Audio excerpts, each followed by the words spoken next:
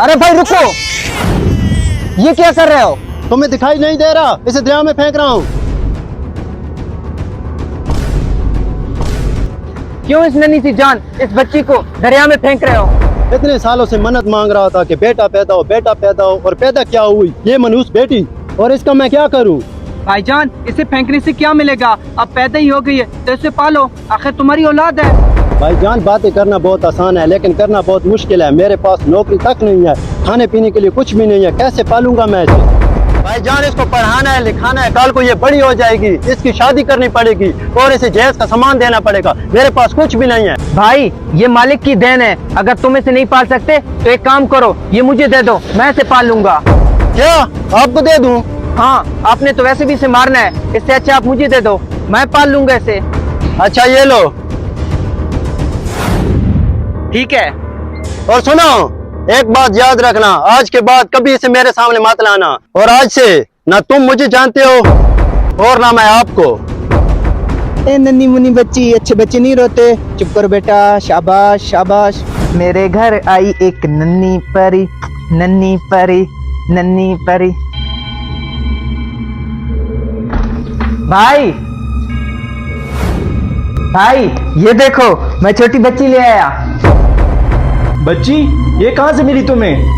भाईजान, मिली नहीं, एक शख्स से दरिया सिंध में फेंकने वाला था कि अचानक मेरी उस पर नजर पड़ी।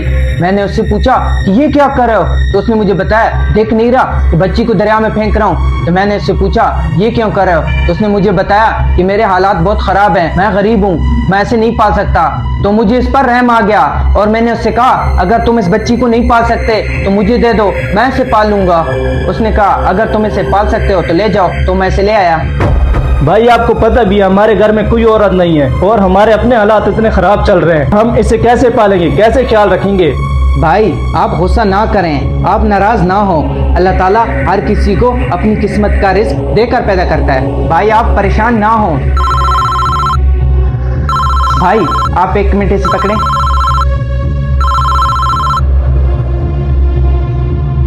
हेलो हेलो काशिफ, आप कौन? मैं आपका वकील जफर बात कर रहा हूँ। जी जी जफर साहब, बोलिए। आपके लिए खुशखबरी है। कैसी खुशखबरी? जो आपका पिछले 5 साल से जमीन का केस चल रहा था, हाँ हाँ। वो आपके हक में फैसला आ गया। क्या सच कह रहे हो? हाँ हाँ, सच कह रहा हूँ, अब वो जमीन आपके नाम हो गई है। अरे जफर साहब, आपके मुंह में घी शक्कर, ये तो बहुत अच्छी खबर दी आपने। आप ऐसा करो, जल्दी से मेरे ऑफिस आ जाओ। मैं भी आपके पास आ रहा हूँ। हाँ हाँ, आ जाओ आ जाओ। Thank you very much. क्यों काशिफ, क्या हुआ? अरे ये पूछो कि क्या नहीं हुआ। हमारी जो 50 लाख की जमीन थी ना, जो हम हार गए थे, उम्मीद ही हमने छोड़ दी थी, आज हम वो केस जीत गए।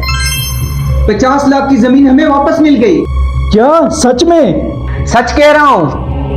और ये जानते हो ये क्यों हुआ? इस बच्ची का आना तुम्हें बुरा लग रहा था ना, इस बच्ची के कदम हमारे घर में पड़ती हमें खुशी की खबर मिल गई। भाई सच कह रहे हो तुम, इस बच्ची के आते ही हमें इतनी बड़ी खुशी की खबर मिल गई। अब हम इसे पालेंगे भी और पढ़ाएंगे भी।